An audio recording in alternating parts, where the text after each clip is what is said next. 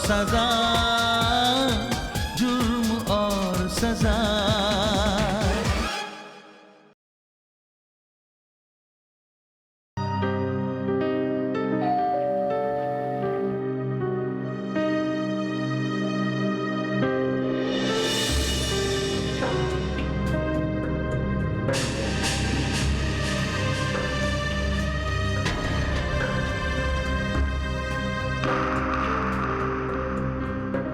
गोल्डी, मानिनी aunty, आइए।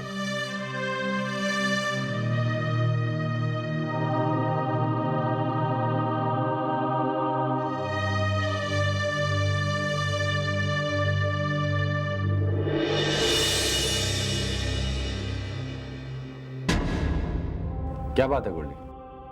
सिद्धार्थ, शायद सलोनी का कातिल हमारे बहुत आसपास है। मुझे लगता है सलोनी का खून मामा जी ने किया।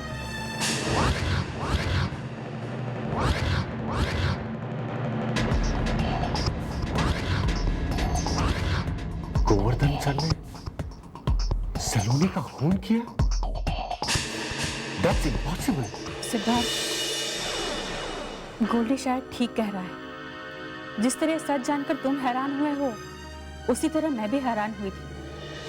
लेकिन जब सच मेरे सामने आया तो मैं उस घर में रह नहीं पाई, तो घर छोड़कर चली आई। अरे हाँ सिद्धार्थ, तुम्हें ये बात बताना तो मैं भूल ही गया। मैं चाहता हूं कि कुछ दिनों के लिए तुम मॉम को अपने पास रख लो। तब तक मैं जाकर हकीकत का पता लगाता हूं। मुझे लगता है शुरुआत उस ट्रस्ट से करनी चाहिए जिसके नाम सलोनी ने अपनी सारी जायदाद कर दी। सिद्धार्थ, माँ के यहाँ रहने से तुम्हें कोई ऐतराज तो नहीं है? कैसी बातें कर रहा है यार गोल्डी? भला मुझे क्या ऐतराज हो सकता है? मानिनी आंटी तो मेरी माँ समान है।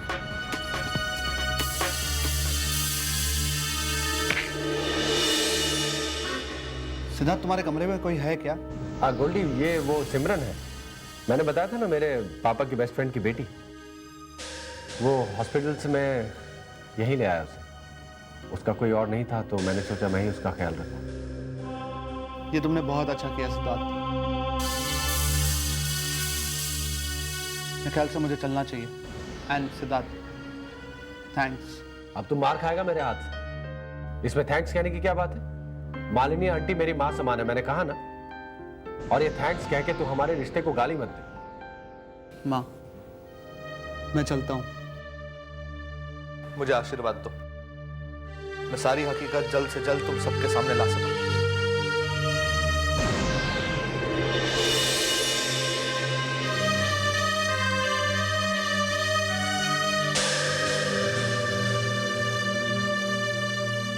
आइए आंटी, मैं आपको आपका कमरा दिखा देता हूँ।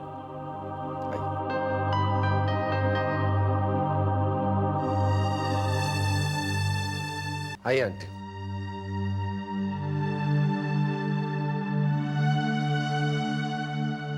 आंटी आप आराम कीजिए।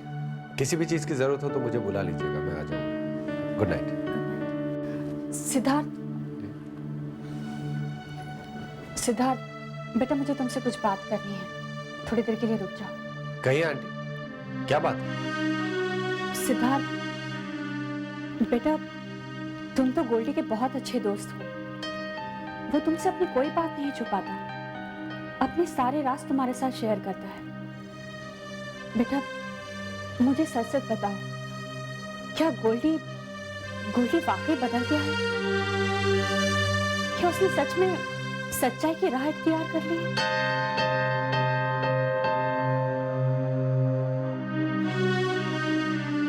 आंटी, इस सिलसिले में मैं भी आपसे बात करना चाहता था।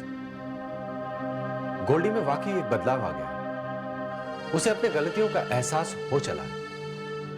बस आपके उसे माफ न करने की बात उसे खाए चली जा रही है। डर है कि कहीं वो फिर से बिगड़ ना जाए। आंटी, प्लीज गोल्डी को माफ कर दीजिए। उसे इस वक्त आपके सहारे की बहुत जरूरत है। हाँ सिद्धार्थ, तुम ठीक कह रहे हो। दरअसल मैं भी गोल्डी में आए बदलाव को महसूस कर रही थी। बस तुमसे सच्चाई जानकर अपनी तसल्ली कर लेना चाहती थी कि कहीं मैं उसे माफ करके फिर से कोई गलती तो नहीं कर रही। भगवान का लाख लाख शुक्र है कि मेरा बेटा, मेरा गोल्डी मुझे वापस मिल गया। और सिद्धार्थ, तुम नहीं जानते कि गोल्डी में आए बदलाव को लेकर मैं कितनी खुश हूं। आंटी, सिर्फ खुश होने से बात नहीं बनेगी, आपको यह खुशी दुगनी करनी होगी। गोल्डी का घर बसा के। मतलब? महक के चले जाने के दुख में गोल्डी पागल सा हो गया।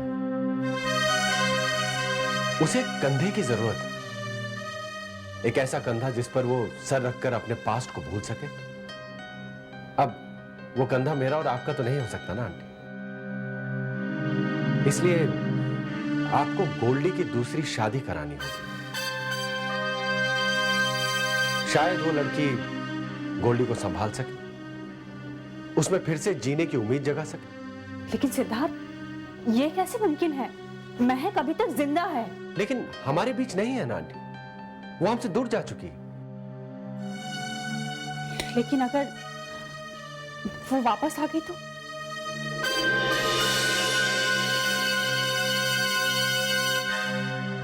तब हम उसे क्या जवाब देंगे? कैसे सामना करेंगे हम उसका? आंटी, पहली बात तो मुझे महक का वापस आना नामुमकिन सा लगता है। अगर उसे वापस आना होता तो वो अभी तक आ चुकी होती। और दूसरी बात, महक एक समझदार लड़की, अगर वो वापस आ भी गई तो वो समझ जाएगी कि हमने किन हालात में यह कदम उठाया होगा। आंटी, हम सब गोल्डी की खुशी चाहते हैं, उसकी भलाई चाहते हैं। गोल्डी की दूसरी शादी करने में ही उसकी भलाई है। गुड नाइट आंटी, मैं चलता हूं।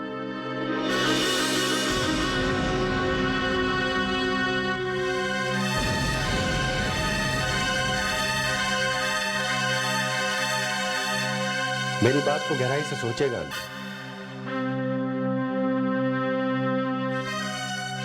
आई एम श्योर मेरा और आपका नजरिया मेल खाएगा।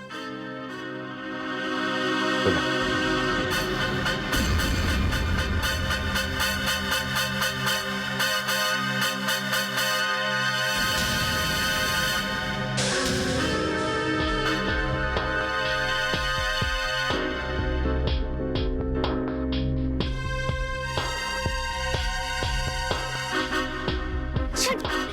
शीतल, वहाँ कोई लाश नहीं है।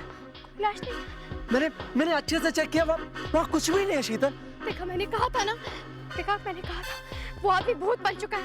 संजू, वो हमें मार देगा, वो हमें मार देगा संजू। Don't be stupid. लाश कहाँ से गायब भी तो हो सकती है। भूत बन चुका है, पागलों वाली बात कर रही हो। लेकिन मुझे लगता है कि कोई हमारे साथ खेल खेल रहा है। Somebody is playing with us. Sanju, वो आदमी, वो हमारे साथ मौत का खेल खेल रहा है संजू। अब हमें कोई बाबा ही बचा सकते हैं। चलो किसी बाबा के पास चलते हैं संजू। शीतल, तुम्हारा दिमाग तो नहीं खराब हो गया? क्या बच्चों वाली बातें कर रही हो? बाबा ये सब कहानी किताबों की बातें, आत्मा और ये सब। वैसे ही मेरा इतना दिमाग खराब हो रहा है और तुम। Sheetal, I am sorry. Listen to me. हम लोग को इत्मीनान से काम लेना होगा। I think let's go to that lady. हमें उस औरत के पास चलना।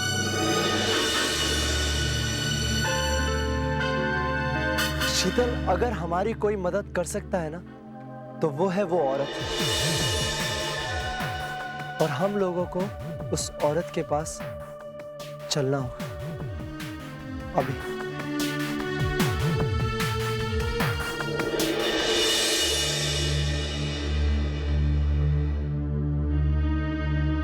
गोल्डी, बेटा तुम्हें पूरा यकीन है कि ये ट्रस्ट मामा जी के नाम पर ही है? हाँ माँ, पूरी जांच पड़ताल करने के बाद ही मैंने ये बात आपको बताई। मामा जी ने सिर्फ हमें नहीं, सलोनी को भी धोखा दिया। सलोनी के कहने के मुताबिक उन्होंने सारी जायदाद उस ट्रस्ट के नाम तो कर दी, लेकिन ये जो ट्रस्ट है, घनश्याम ब्लाइंड स्कूल ट्रस्ट, ये मामा जी द्वारा ही खड़ा किया गया। बस नाम उन्होंने किसी और का यूज किया है। हाँ गोल्डी, सलोनी के कत्ल का इशारा तो गोवर्धन सर की ओर ही था।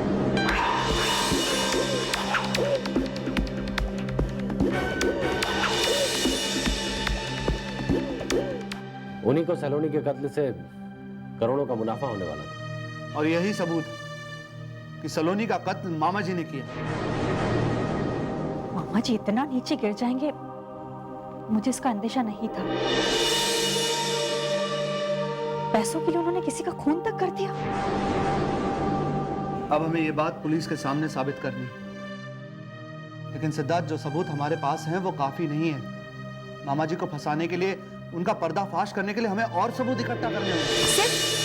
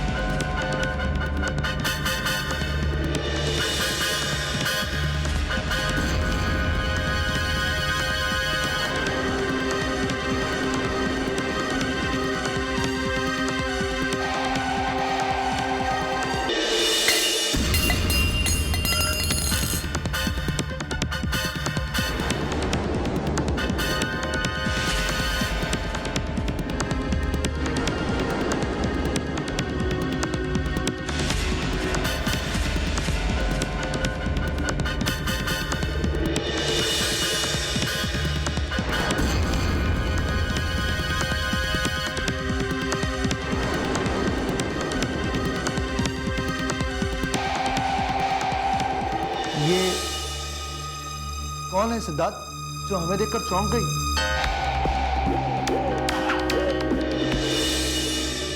ये कोई नहीं गोल्डी, ये वो सिमरन है। मैंने बताया था ना तुम्हें, वो दिमाग में चोट लगने की वजह से कभी कभी अजीब अजीब हरकतें करती। मैं जरा देख कर आता हूं।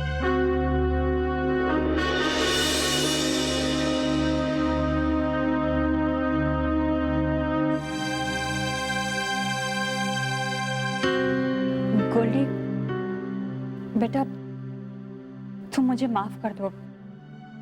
मैं खामखा तुम पर शक करती रही हमेशा। गलती मेरी ही है, मैं तुम्हारे बदले रूप को पहचान नहीं पाई। मुझे माफ कर दो। मॉम प्लीज, ऐसे मत कहिए। मैंने जिंदगी में बहुत सारी गलतियां की हैं, और आपका मुझ पर विश्वास न करना लाजमी है। उल्टा माफी तो मुझे मांगनी चाहिए आपसे। बेटा, मैंने तुम्हें माफ कर दिया है। अब हमें सब कुछ भूलकर अपनी नई जिंदगी की शुरुआत करनी चाहिए।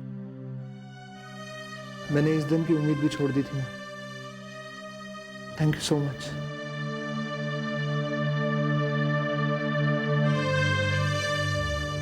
लगता है आंटी घर पे नहीं है ना?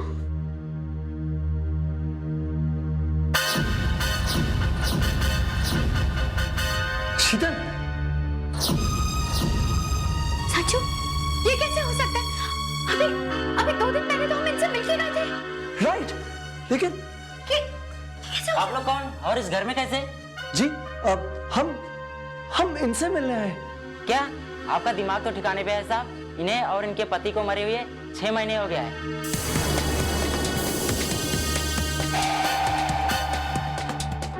What? हाँ साहब, ये दोनों तो सड़क हादसे में मारे गए। इनकी लाश तो नहीं मिली। किसी मुसाफिर ने हादसे को देखा था और सभी को आके बताया। ये दोनों तो मर गए, लड़की बच गई। वो लड़की देव नर्सिंग होम में भर्ती है। संजू, वो जो हम उस औरत से मिले थे, वो क्या था? कहीं वो कोई उसका बुरा रूप तो नहीं था? क्या साहब, ये गांव में तो मैं 1 साल से रह रहा हूँ। उनके मरने के बाद तो मैं फिर कभी इन्हें नहीं देखा। मैं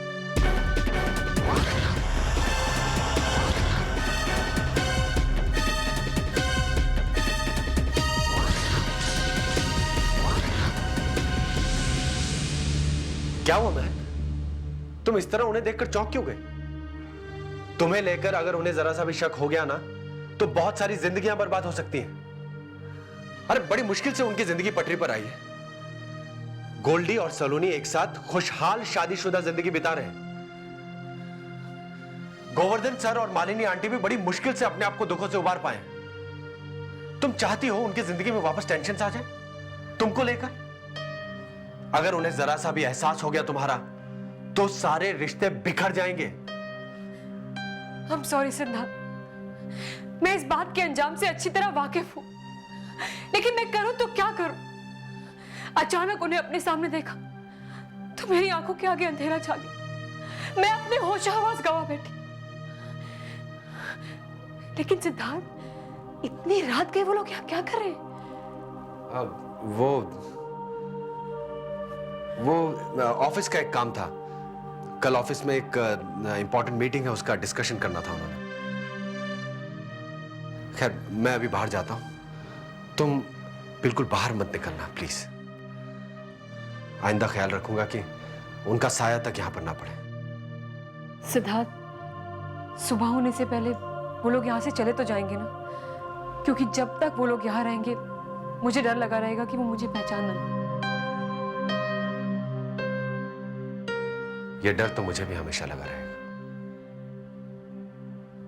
खैर, तुम फिक्र मत करो, मैं खुद सोचता हूं। तुम बाहर मत निकलो।